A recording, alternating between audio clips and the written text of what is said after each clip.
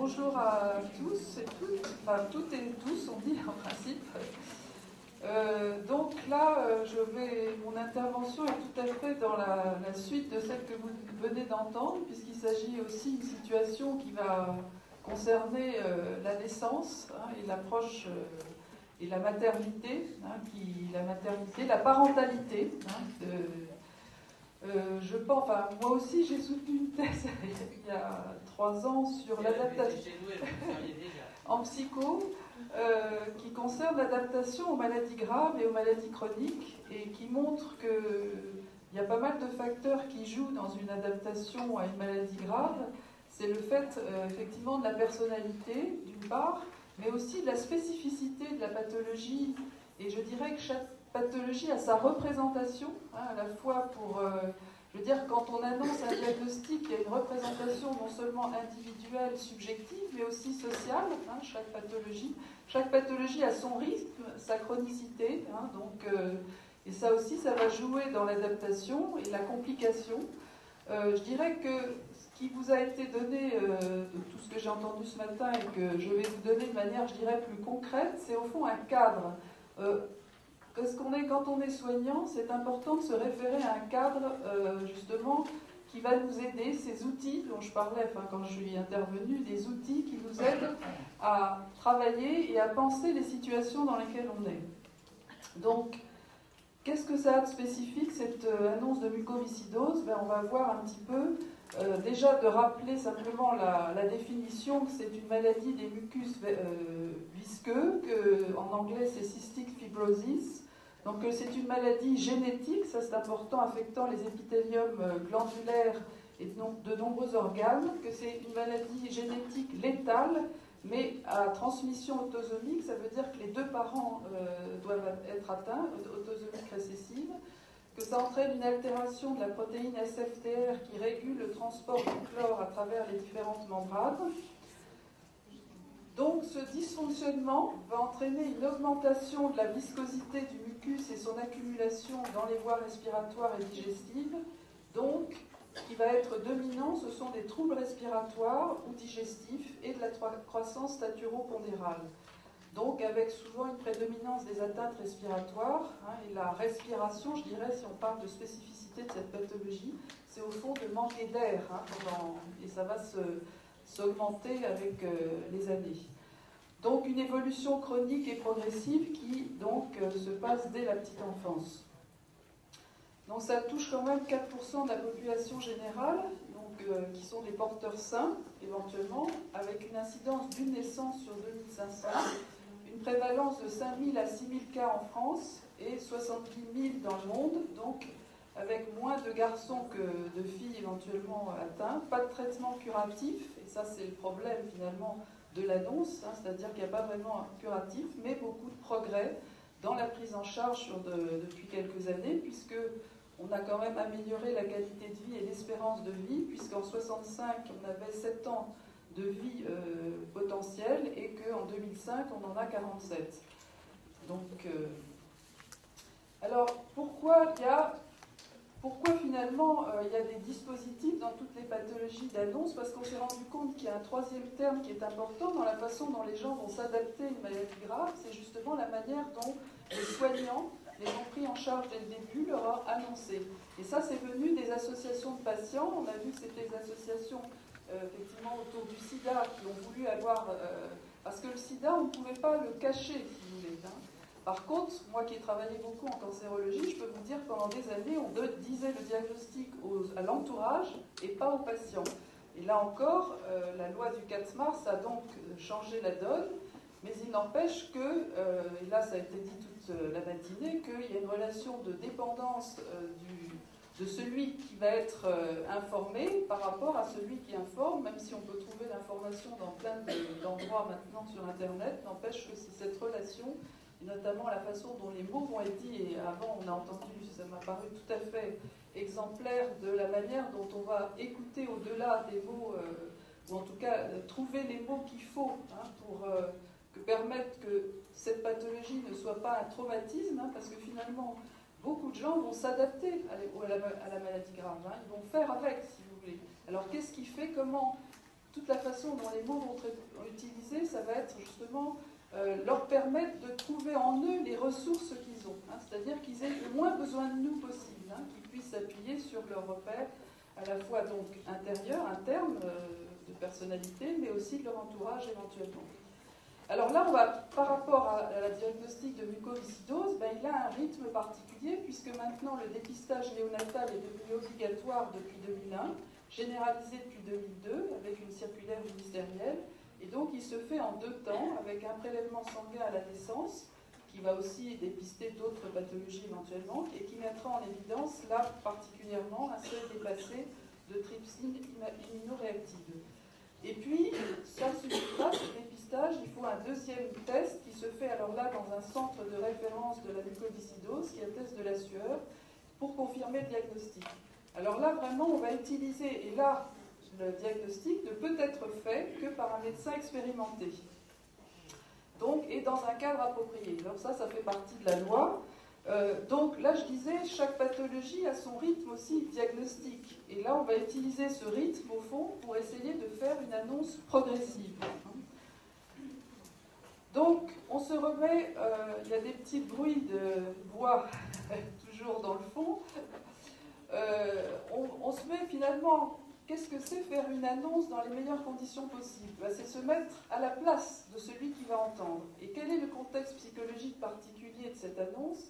Ici, ça va concerner donc des parents dont l'enfant vient de naître. Et on a vu que c'était aussi, il y avait d'autres situations où ça pouvait être tout à fait important de prendre en considération toute cette relation qui va s'instaurer avec l'enfant. C'est aussi une maladie chronique, hein, c'est-à-dire dont l'enjeu vital est là, mais certes pas à court terme. Ça, c'est important aussi. Mais la maladie est donc grave, puisqu'il n'y a pas de cure, enfin, on ne peut pas la guérir en tout cas. Donc, ce qu'il faut savoir aussi, c'est que c'est le début, au fond, d'une longue prise en charge. Et ça, c'est effectivement quelque chose qui va être sans doute compliqué à intégrer pour les parents. C'est aussi une maladie génétique, c'est-à-dire que les 2 parents, tout d'un coup, vont se savoir, vont apprendre qu'ils sont porteurs d'une maladie et que, éventuellement, c'est eux qui l'ont transmise. Donc, on sait quand on a un enfant malade, ou quelle que soit la situation de l'enfant qui est en souffrance, les parents, évidemment, immédiatement, une culpabilité d'avoir été, ou en tout cas que leur enfant souffre, et d'une impuissance finalement par rapport à la situation qui leur arrive. Et donc ça aussi, c'est le contexte psychologique. Donc, pour nous résumer, le chapitre de cette session, c'est situation de vulnérabilité. J'ai envie de dire que la maladie grave, en général, est par essence un risque, enfin, est une situation de vulnérabilité parce que personne n'a envie d'avoir une maladie grave, ou en tout cas, ça crée toujours une réaction évidemment traumatique dans un premier temps, et c'est tout ce qui va être mis en place qui va permettre justement que ce traumatisme puisse être surmonté pour pouvoir être intégré. Alors, on va utiliser donc ces 3 temps du diagnostic. Le premier temps qui est la préparation de l'annonce à la maternité, le 2e temps, le moment de l'annonce proprement dite, et le 3e temps, une consultation d'après-coup qui paraît très importante aussi. Donc, premier temps. Donc l'objectif, c'est finalement, c'est vrai qu'on peut faire, vous savez qu'il y a des prises de sang systématiques à la maternité pour dépister, mais quelquefois peut-être on ne prend pas toujours le temps, au fond, de prévenir. À la limite, parfois les parents ne savent même pas qu'il y a une prise de sang, éventuellement, qui sert de dépister les choses.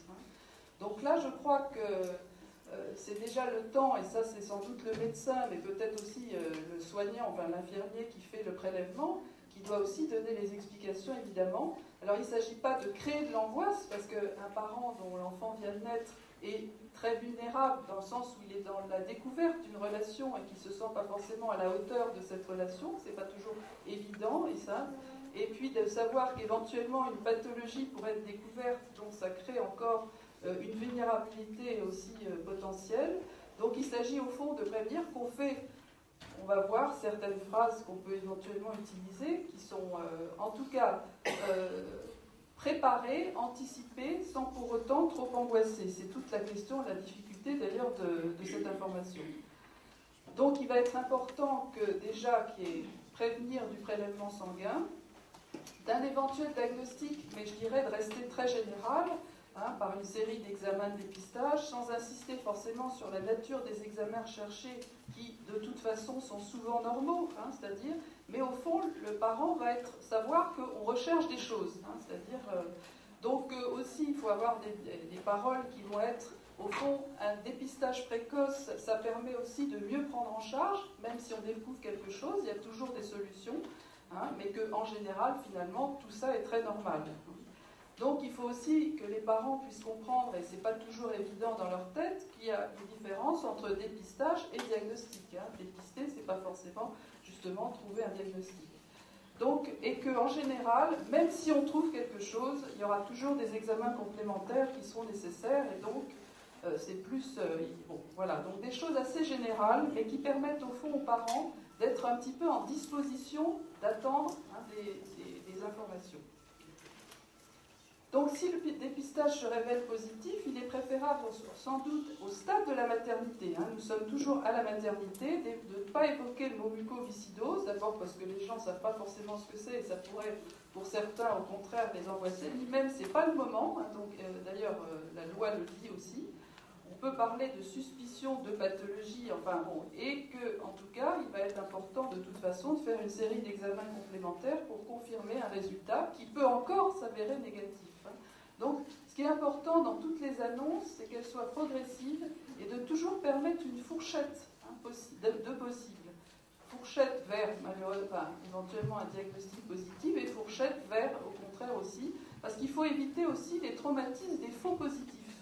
C'est-à-dire que parfois, vous pouvez être complètement traumatisé, par exemple, la recherche du cancer du sein, par exemple, le dépistage systématique, on peut voir un truc anormal, donc vous avez le temps de vous angoisser avant, et puis après, on va confirmer par bon. Donc ce qui est important, c'est au fond de trouver, mais je reconnais que c'est bien compliqué dans la pratique quotidienne, de trouver ce juste milieu entre permettre que les gens se préparent à une mauvaise nouvelle, mais aussi qu'ils puissent être aussi... préparer une bonne, finalement. Ça, c'est donc assez compliqué. Et puis, évidemment, éviter les délais d'attente trop longs qui sont source d'angoisse. Quand vous attendez d'un examen à l'autre ou des résultats, ça aussi, ça crée de l'angoisse importante. Donc, l'annonce, alors ce deuxième temps, c'est là où vraiment l'annonce va être faite, et par un médecin expérimenté qui connaît, parce que s'il y a une chose que les gens et les parents attendent, c'est justement... souvent d'avoir des informations précises par quelqu'un qui maîtrise son sujet. Quand vous allez voir un médecin, vous n'avez pas envie d'avoir quelqu'un qui n'est pas très sûr de lui, qui a l'air angoissé, etc. Vous avez envie d'avoir des réponses, ou en tout cas quelque chose qui est explicatif, effectivement, qui permette d'avancer, et de faire avancer, de comprendre. Donc d'où d'ailleurs la loi qui demande donc cette expérimentation.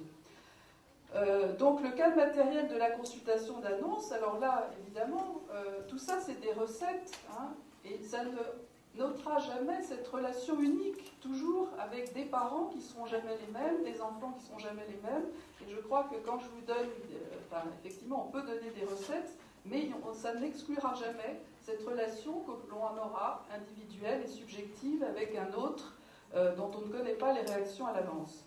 Alors déjà, donc, se donner les moyens matériels que les choses se passent le mieux possible, dans un lieu calme, où à pouvoir que les parents pourront réagir avec toutes leurs émotions, sans être ni jugés, ni... Bon, ça c'est important d'avoir déjà, parce que pas faire ça dans un couloir ou entre deux portes.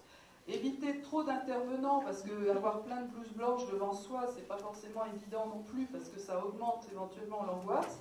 Ou en tout cas, s'il y a quelques personnes, notamment, ce qui me paraît bien, le binôme infirmier-médecin, permettra aussi de dire qui est qui, ça paraît très important, qui est également les deux parents, parce que là vraiment ça concerne les deux parents et il faut qu'ils entendent la même chose au même moment, et surtout aussi le nouveau-né, dans les bras de ses parents, ou dans l'annonce ou dans les modalités de l'annonce, il faudra intégrer cet enfant en le désignant éventuellement par son prénom.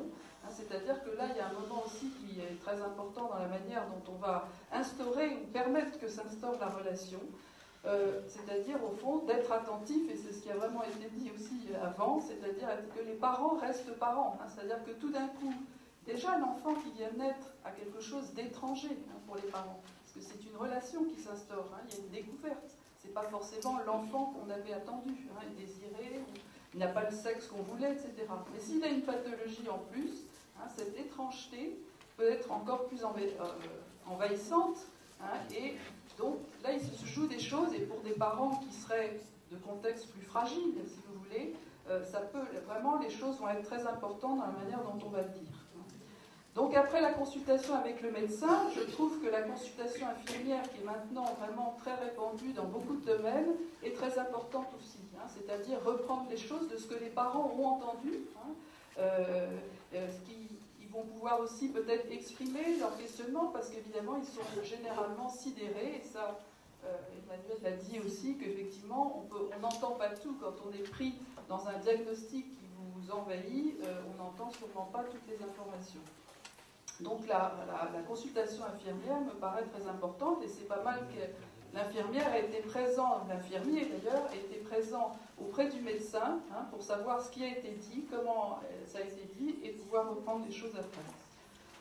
Donc le contenu de l'annonce, ça a été dit aussi, pour de la précision, de la sobriété, de l'information sur la maladie, c'est-à-dire un trop d'informations tue l'information, voire angoisse. C'est-à-dire qu'au fond, les mots qu'on utilise doivent être explicatifs, c'est-à-dire que la personne, les parents en l'occurrence, puissent les réapproprier, mais sans doute que ça prendra du temps. Et ça, on est d'accord qu'il faut du temps. Le temps subjectif, il n'est sûrement pas le temps médical, n'est pas le temps de chaque personne dans ses représentations, dans ce que implique pour elle ce diagnostic. Mais surtout, honnêteté, mais espoir. Je crois que le pire de tous les patients, moi qui ai entendu beaucoup de patients recevoir des diagnostics de cancer, de toute autre maladie, c'est le fait que quelque chose, tout d'un coup, n'est pas ouvert sur un espoir. Même s'il est minime, l'espoir est indispensable, sinon, effectivement, c'est là qu'on crée un traumatisme de plus, dans le sens où il n'y a pas d'ouverture et quelque chose se ferme, et c'est l'impossibilité d'agir, alors, qui crée l'angoisse. Ça, c'est certain qui... Donc, comment créer l'espoir? On va dire, par exemple, qu'il y a des mucoviscidoses, qu'on peut connaître l'évolution de chaque enfant, qu'au fond, il y a des ouvertures possibles, que la médecine progresse, que l'espérance de vie et la qualité de vie ont été beaucoup augmentées ces 25 dernières années. Enfin, ce sont des choses qui vont ouvrir, qui vont dire, là, il y a des choses à faire, il y a des possibles, il y a des solutions. Donc, insister sur les solutions, traitements et aspects pratiques qui permettront de préserver le développement de l'enfant aussi normal que possible. Et donc, pourquoi? Parce que prévenir les réactions dépressives sévères des parents ou de deuil anticipé de l'enfant, qui sont potentiellement, vous savez qu'il y a aussi dans cette pathologie, pour avoir suivi beaucoup d'enfants qui ont été greffés, puisque c'est le dernier traitement de l'insuffisance respiratoire, la mucoviscidose, c'est respiratoire et hépatique, c'est la greffe d'organes. Donc et je peux vous dire que tous ceux, justement peut-être, qui ont manqué de soutien, mais il y a beaucoup de parents qui se séparent après la découverte d'un tel diagnostic qui concerne les deux parents, entre autres. Donc vraiment, il y a quelque chose de prévention, finalement, c'est beaucoup de la prévention qu'on fait quand on prend le temps et les mots pour accompagner ses parents, par exemple, à justement investir l'enfant de manière positive. Et notamment en disant que tous ces enfants se développent psychologiquement tout à fait normalement, et qu'au contraire, c'est ce que les parents, et donc là, leur parentalité est vraiment importante dans la manière dont ils vont l'investir, et qui sont très importants pour lui, pour qu'il puisse justement compenser son handicap par d'autres choses, voilà. Investissement scolaire, intellectuel ou autre, même physique au début, parce que vous savez qu'il y a plein d'évolutions de la mucoviscidose, il y en a qui évoluent très lentement, alors que d'autres, ça va être beaucoup plus rapide. Donc, voilà. Donc, l'attitude empathique, qui est évidemment très importante. Je crois que les réactions émotionnelles font partie de ces situations, qu'on ne peut pas les éviter. C'est une blessure narcissique très importante, évidemment, qu'on vous annonce que votre enfant va sans doute avoir une vie qui ne sera jamais celle d'un enfant normal. Donc, il faut accueillir, il faut pouvoir écouter, être en silence. Je crois que c'est très important, effectivement. Savoir, on n'a pas toujours, et peut-être les soignants ont toujours envie d'avoir tout de suite une réponse. Non, quelquefois, ils sont sollicités simplement pour être là, présents, mais pas forcément d'avoir réponse toute faite. Donc, ne pas chercher à argumenter à ce moment-là, mais surtout, quand même, être dans l'empathie, la compréhension. On comprend ce que vous ressentez. mais nous on est là pour vous aider à trouver toutes les solutions et à vous les proposer. Susciter les questions, écouter les théories explicatives. Alors les théories, effectivement, en fonction de la culture, en fonction du passé, en fonction de la présence de cette pathologie éventuellement dans la famille, chacun aura son explication, ce qu'on appelle les explications, les théories personnelles. Ça a été aussi, et parfois qui ne sont pas forcément le gène, c'est-à-dire pourquoi ça me tombe dessus. Il y a une recherche de sens, toujours. Quand on ne comprend pas quelque chose, on recherche du sens. Alors parfois, juste l'explication génétique n'est pas suffisante dans cette pathologie, par exemple. Donc, laisser un numéro de téléphone. Donc, on est donc au deuxième temps où là, l'annonce a été faite. Parce que je crois que ce qui est très important, c'est de pouvoir proposer un autre cadre dans un deuxième temps, ce qu'on appelle l'après-coup, nous en psy, parce que c'est là que les choses, quand on rentre chez soi, il va y avoir plein de choses qu'on a dans la tête, et c'est là que les questions vont surgir. Donc, laisser aussi un document écrit, c'est important. Donc ce troisième temps, c'est répondre aux questions, c'est-à-dire qu'on termine la consultation précédente en disant vous rentrez chez vous, mais on se revoit et vous allez penser à plein de choses, préparez vos questions. C'est là qu'on va aussi informer sur les aides à tout ce qu'il y a à mettre en place, social, psychologique aussi, éventuellement d'ailleurs, je vais y revenir. L'information sur l'aspect génétique, au fond, il n'y a pas d'urgence. Sachant de repérer effectivement qui est éventuellement porteur, etc. Je pense que là, on a vraiment du temps, et chaque chose dans son temps. Là, c'est plutôt l'investissement de l'enfant et son développement qui est le plus urgent, pour le coup. Et donc, évaluer aussi les difficultés psychologiques à ce moment-là, dans l'après-coup, quel retentissement ça a eu, comment les parents ont réagi, est-ce qu'ils ont l'air démontés, est-ce qu'ils ont des ressources, comment ça se passe, enfin, ressources personnelles, relationnelles, voire aussi économique. Parfois, il y a plein de choses à regarder. Évidemment, proposer un soutien psychologique à ceux qui en ont besoin. Et donc, je pense qu'après, effectivement, et là, l'enfant est toujours présent. L'enfant, il fait partie dans cette consultation, mais sans doute qu'après, il faudra différencier que les parents peuvent avoir des choses à dire aussi. Et alors, évidemment, la question de la fratrie est très importante. Si vous avez des enfants qui ne sont pas malades et que c'est un premier de... Donc, comment lui informer? Alors, effectivement, le cas particulier de l'annonce à un enfant, et je crois, les parents se sentent toujours obligés en tant que parents qu'ils doivent annoncer. Mais je crois que vraiment, c'est au pédiatre d'annoncer cette pathologie et de recevoir après les enfants. C'est-à-dire, là encore, il faut prendre le temps. Il n'y a pas non plus d'urgence à annoncer à toute la famille que c'est une maladie génétique, etc. Quel est le problème.